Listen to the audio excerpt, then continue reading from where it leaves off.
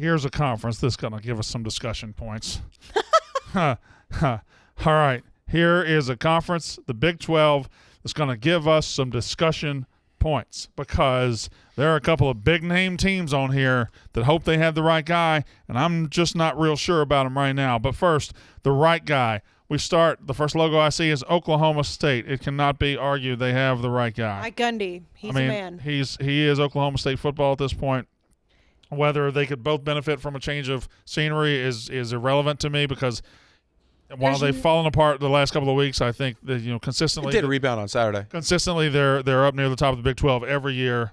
Oklahoma State has the right guy. Yeah, no, you can't picture Mike Gundy anywhere else other than Oklahoma State. And if he wins Bedlam this weekend, I think Oklahoma State fans will look at the season as a success. Kansas State has their guy. Yes. Chris Kleiman. They've battled injuries, but they are a good team this year. They're built very well, and I think they're built for the future too. Kansas State has their guy. Matt Campbell at Iowa State. I don't know. They have the right guy, but he may leave. So is he the right guy? Well, that's an interesting thought because we're going to get to Kansas in a minute. That's going to be the same question. But can I see Iowa State's last few years? Like Matt Campbell might be the most crowned coach who hasn't really earned it of anybody. He's the face of you got to go when the time's right because if you don't, the moment may pass you by. Yes. It's like you see a girl and you want to go talk to her. You have to go talk to her immediately because if not, you'll get too nervous or someone will go and talk to her. Then it's over. Yeah, you might miss your chance. And the thing with Matt Campbell, too, is that Iowa State fans, it feels like, and we do the same thing, we're not Iowa State fans. It's like, all right, when's he going to take the next job? When's he going to take the next job? Which means that if you are constantly waiting for your coach to leave, it's not your guy because you're not comfortable with him there. So Matt Campbell, after his first year where they were terrible, he won 8 games in 2018, 7 games in 2019. In the COVID year, 2020 won 9 games, 2021 7 games, and they're not having a great year this year. But I have a question. This might be another case of, Matt Campbell's our guy, so maybe he is the right guy. I don't think so. Auburn hired Gene Chizik off a 2-10 season at Iowa State. Correct. And then he won a national championship. Mm-hmm. Sure did.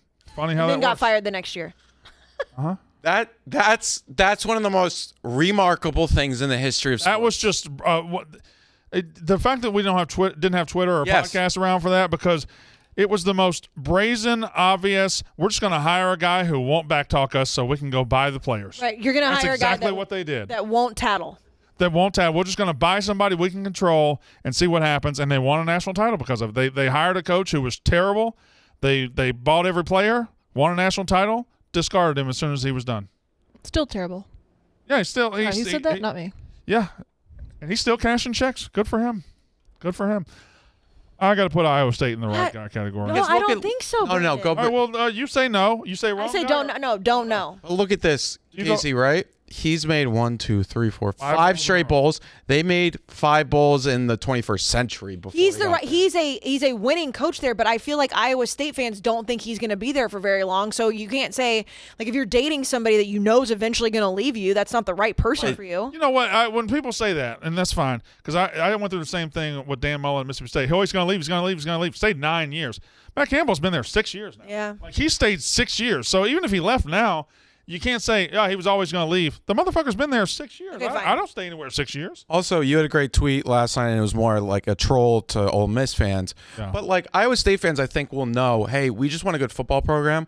Mm-hmm. Maybe one day we won't be a stepping stone, but right now we're going to be a stepping stone. But that's the thing about college football. It's like, it's okay that you're a stepping stone. It's not the end of the world. Like, not everybody's Alabama. Just go get the next good coach. Yeah, you have to find the next good coach. My question is, I have him in the right guy category. She has him in the don't know category. No, I think you convinced me. No. I didn't want to. I wanted to at the time. Oh, okay, then fine. Right guy. Yeah. Katie, any thoughts? Torn between don't know and right guy, but definitely leaning right guy. All right. Well, you put Iowa State in they've got their guy category. Also, 2-year stepping stone tweet. Yeah. Other than Nick Saban at Alabama and maybe Dabo at Clemson, we saw Lincoln Riley go from Oklahoma to USC. So what programs are not stepping? I think we might be to the point. We saw Brian Kelly go from Notre Dame to LSU. I think we might be to the point where every job is a step. Unless you are one of the greatest of all time.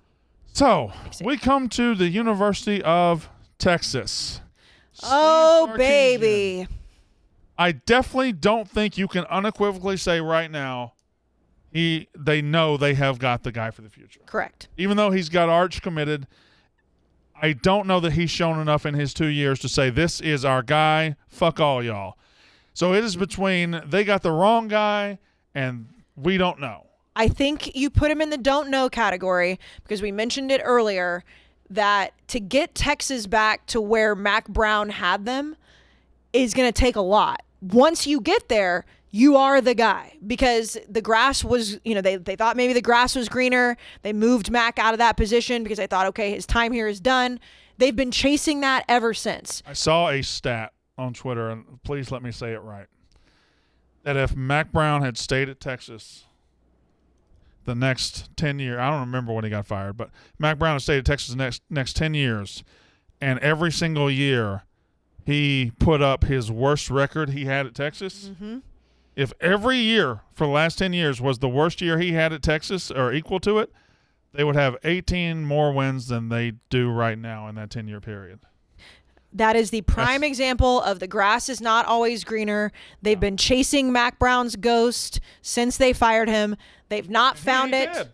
He ain't dead. He's winning at North Carolina. I love Mac Brown so much. Oh, it was Kyle Umlang. Look at that. Oh, well, that's no reason. No wonder I didn't see it. If Texas never let Mac Brown go and he repeated his 9 worst seasons at Texas from 2014 to 2022, Texas would have 18 more wins than they do today. I didn't know that he tweeted about anything but A&M. I'd never seen him tweet about anything but A&M either. All right, back to my logos. So he's a don't know because I got Steve Sarkisian in the don't know. However, by the end of next season, we will know. yes. He will either be the guy or the wrong guy. I don't think he'll be in the don't know category. Texas Tech. I think they got their guy. It's his first year. You know what? It's a trending towards. No, I got don't know for them. It's too early. They believe in the right guy. They believe in it. But everybody believes in their first year coach. It's not till year 2 or year 3 you make a decision about this thing. Yeah, but he could have had such a horrible They're in the year. They're in the honeymoon, Casey. That's true. They're in the honeymoon. They love him and they're going to fight for him, but they don't know yet. They don't know. They're guessing. It is also, you talk about stepping stone jobs. I mean, you look at, Texas Tech fired Cliff Kingsbury, and then he immediately got a job in the NFL. It's like, okay, you can coach at Texas Tech, you can have some success, but you're still obviously not dead and gone. He's had enough. Joey McGuire has had enough success this year for them to be confident in him. All right, let's go to Baylor has their guy. Baylor definitely 100% assuredly has their guy, Dave Dave Aranda. Are you surprised? Like Auburn or any of these coaches have. Why isn't Dave Aranda more? I said it last year when they were hiring, when LSU was hiring, when other teams were hiring, and hell, when Nebraska came open this year, why is Dave Aranda not the first call? Why are teams letting Dave Aranda stay at Baylor? Why aren't they making him say no? West Virginia has the wrong guy, and yes, I with think their they new AD. took a big step today towards rectifying that situation. They fired their AD, which probably means they're going to be firing their football coach soon. Kansas, right guy. Auburn. Kansas Right guy. has the right guy, and hopefully for their sake they keep the right guy. TCU has the right guy. TCU with Sonny Dykes has their guy. You just said it's too soon for Joey McGuire. It just based off the 1 year. TCU's 10-0. They're 10-0 and they're in the playoff. They were 4-8 last year. They were 4-8. Michigan State, they pop up, pop down. Well, we had this poll last year, they definitely know they have the right guy. So these things do change. And also TCU 100%. You can't say don't know. You can't say wrong guy. So I would have voted Joey McGuire yes guy because that's what I said. Yeah. But I'll let y'all. I don't know, man. It's just no, it's fine. But that was a good question from her to push back on Sonny Dykes. There is a possibility Sonny Dykes this year turns into Mel Tucker in 2 years. But Mel Tucker wasn't even good in his first year. It was COVID, so it was a weird time. It's hard to compare. It's not the same thing. But his first year, they went like 3-4. The Oklahoma Sooners are 5-5. Just lost to West Virginia. I am ready to say my take on this. Uh-oh. Before you say your take, I think that most Oklahoma fans, if they were being truthful and rational, would say they don't know. The ones that want to be loud and want to be obnoxious are going to say he's our guy because they don't want to admit that Lincoln leaving was going to make their program worse. Well, I'm going to say something to all of us. Say it. Say it with your chest. If you are jostling in between I don't know and he's our guy, you're both wrong. He's not. Because I think he's the wrong guy.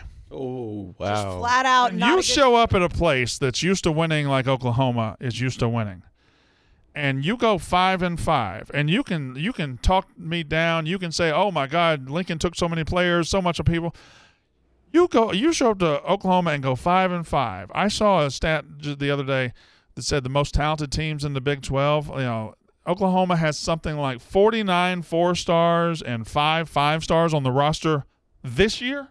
This year, not before the year. This year, they got 54 4- and 5-star players, and they're losing to West Virginia, who wants to fire their coach. They're losing to these teams.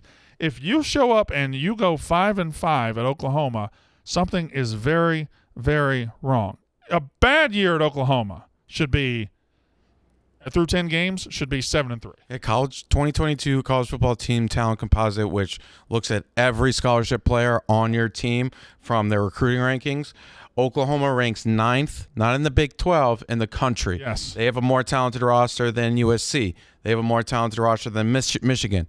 More talented roster than Tennessee by far.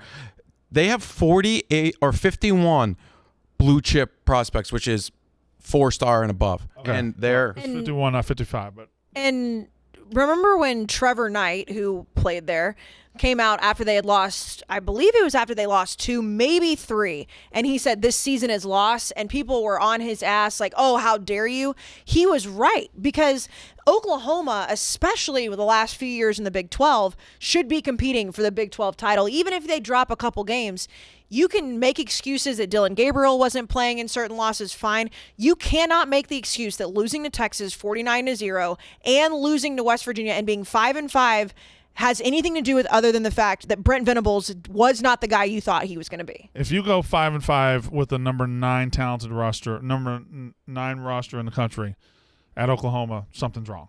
And I don't think he's the right guy. If you look at Venables next to Cristobal, I know the recruiting as well off the field, but like on the field results, how do you compare them for first year? Oklahoma's been good. Miami hasn't. Yeah, Miami was so bad last year they fired their coach, whereas Oklahoma had to hire because Lincoln Riley got a better opportunity. And that this roster that was left behind at Oklahoma, again, top 10 in talent, pure talent. Miami does rank 13th on that list, so there is a Similarity, sure. Okay. similarities. Yeah. But if I was to say something about Cristobal, he has been a head coach somewhere and won. We've not seen that for Venables because he's always been a D. And also with Cristobal being in the ACC, it's like we know Clemson's been the king of the ACC in the playoff era. Oklahoma's been the king of the Big 12 in the playoff era, and he's now got him at 5-5, and there's still a few games left. Yeah,